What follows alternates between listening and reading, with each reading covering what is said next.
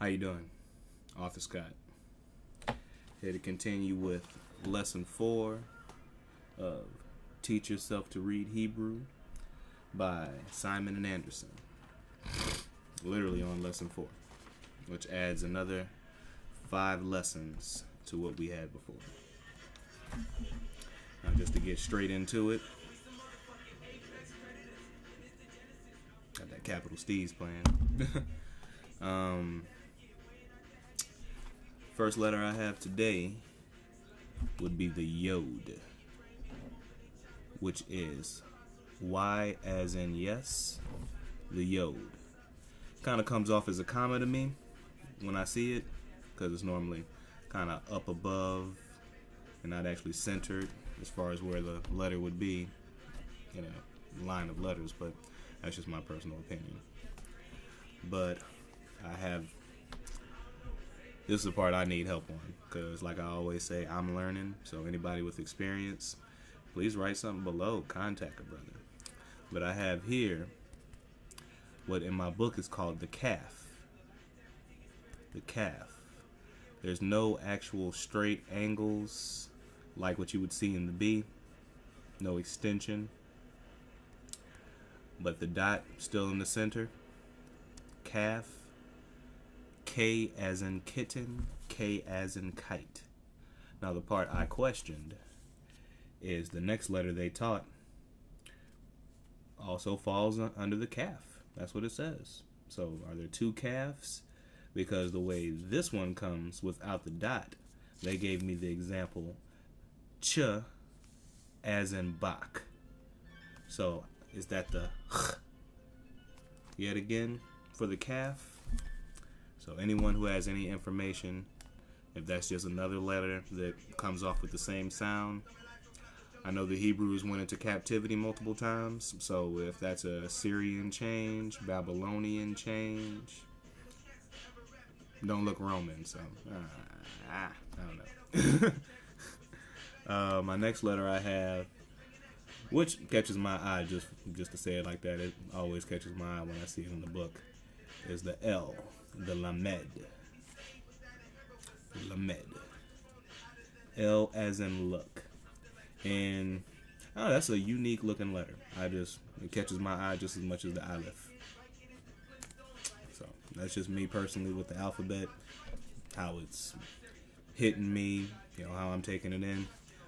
That's just a cool letter. I don't know. My next letter is the Mem, which is actually that. Isn't drawn the best, but I'm going to hold the book up. I didn't write the examples down this time. I'm going to actually just hold the book up and do some examples out of the book. But the Mem, M as in mother. And somebody told me that it looks like waves, water.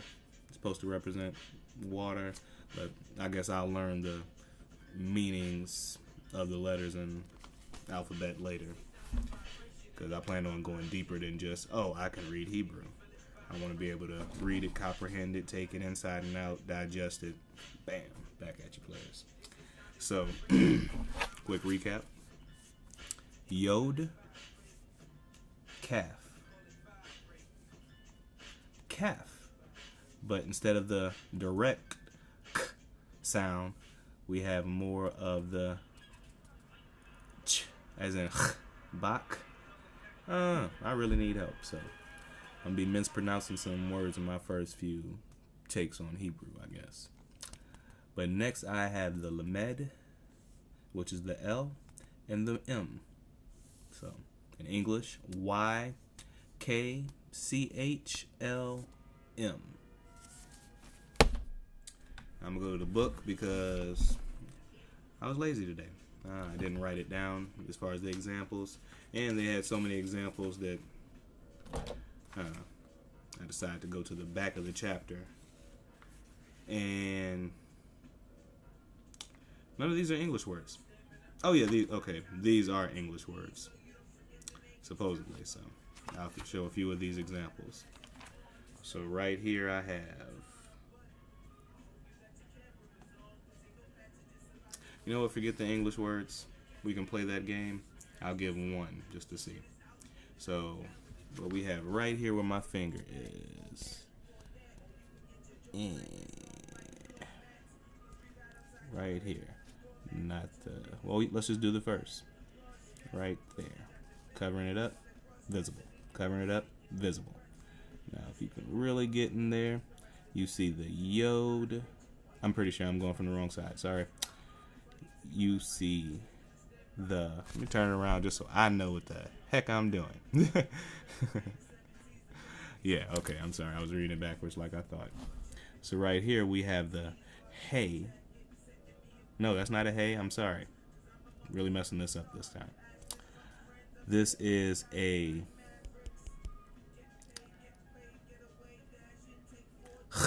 I just know it does that. I'm sorry, let me go back in my notes just to be sure, because I don't want to put nothing on here that's wrong. Yes, it is a chet. I didn't want to call it a chet and not know that it was a chet. But right there, that's the letter I'm looking at. The chet. Doubted myself, but at least I had the sound right. So here's the chet. So we have because there's a singular horizontal line under that chet. So that is ha. Next letter is a D. Dalid. I don't know if you can see the singular dot directly under the D, but that is a Dalid with the double E signature under it, giving us the vowel sound to follow through. So we have ha, D with a Y at the end. So I think that is part of the double E sound, because I remember when I was learning it said you can see both, as in imagine the word candy. Yes, the D would have the double E singular dot signature under the consonant, but the Y at the end of the word candy would still hold its place, giving the E following through what the dot already did.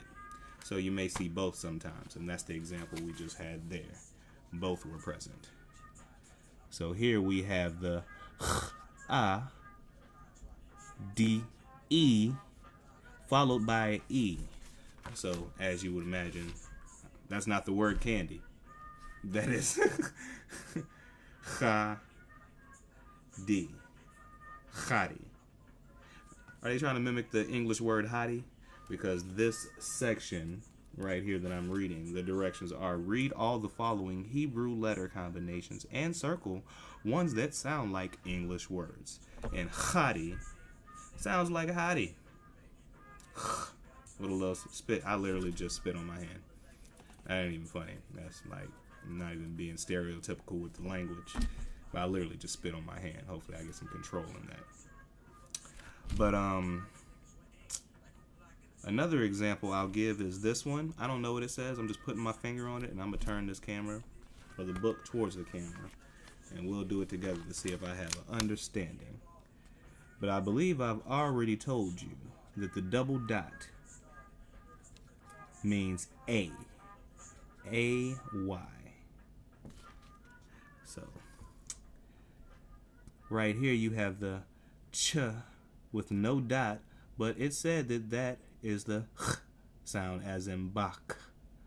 So I'm gonna say hey, or it would be K if that, spit noise isn't on there. But hey, that's a Y. So hey, is that a follow through? I'm not sure. But Chayel.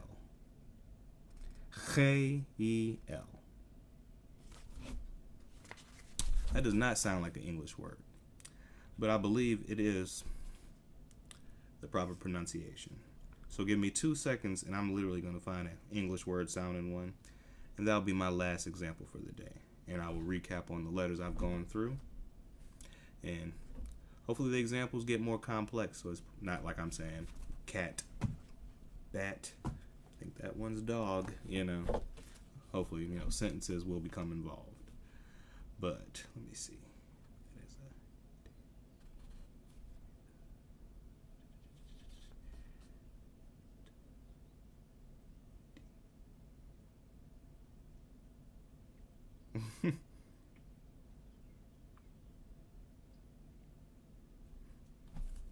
Okay. Right. Yeah. Right here. Covering it up. It's visible. Covering it up. Visible. All right. That's the one I'm doing. So I'm going to get close so you can see that that is a h, a with the y. So h, a. And I think the y is honestly just an attachment to the vowel sound a to put emphasis on the y. I'll understand the language better as I proceed. So that would be h, a, l. Hail, hail. It sounds like hail. Of course, I'm pretty sure that is not the Hebrew word for hail, how it will be written, but like I told you, the book gives examples on how to understand the alphabet, not necessarily the translation of the language. So, as of now, in lesson 4, let's just go through everything I've taught so far. I'm not going to say I'm teaching. I'm reading what's in the book, giving a few examples, and hoping to one day comprehend this Hebrew language. So, we've gone over bet, B as in boy. The shin, SH, that could be shoe, shy, T. Looks like that H symbol, doesn't it? Looks like the hey. But there's a kickstand, so that makes it a tet, giving you the T as in tall. In lesson 2, I gave the Dalid, D as in door, dog, dynamite. Here's a V, but I have been told that there is no V in the Hebrew language, so that is a B, V. In my mind, I'm just going to think Spanish. But as far as the book is concerned, V as in vine. I know V's and B's seem to be interchangeable in some languages, so I'm going to keep that in mind. This would be the Gimel, Gimel with an I. Gimel. It's a G as in G, girl. Next letter down would be the Aleph, which is the first letter in the Hebrew alphabet. The Aleph is a silent letter. And as I said, if there's ever a vowel signature under a silent letter, you will say the vowel sound, kind of leaving the silent letter silent. In my next lesson, I gave the hey, emphasis on that gap in the arch, which makes it a H. Is that a soft H, hard H? I don't know, whatever.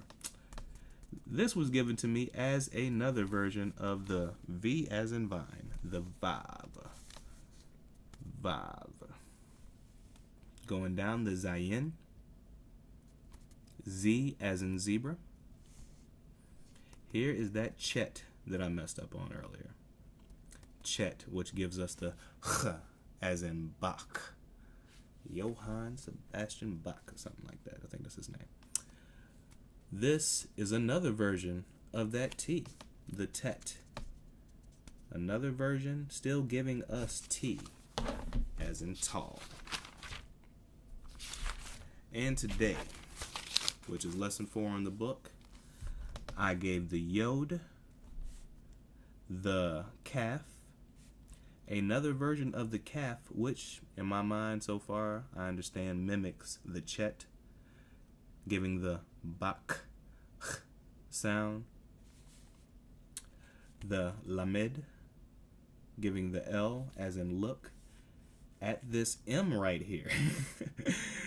Mem. mem. M as in mom. Just because I gave them before, I will say that singular dot under a consonant is the double E sound, as in bead, deed, other words of that nature.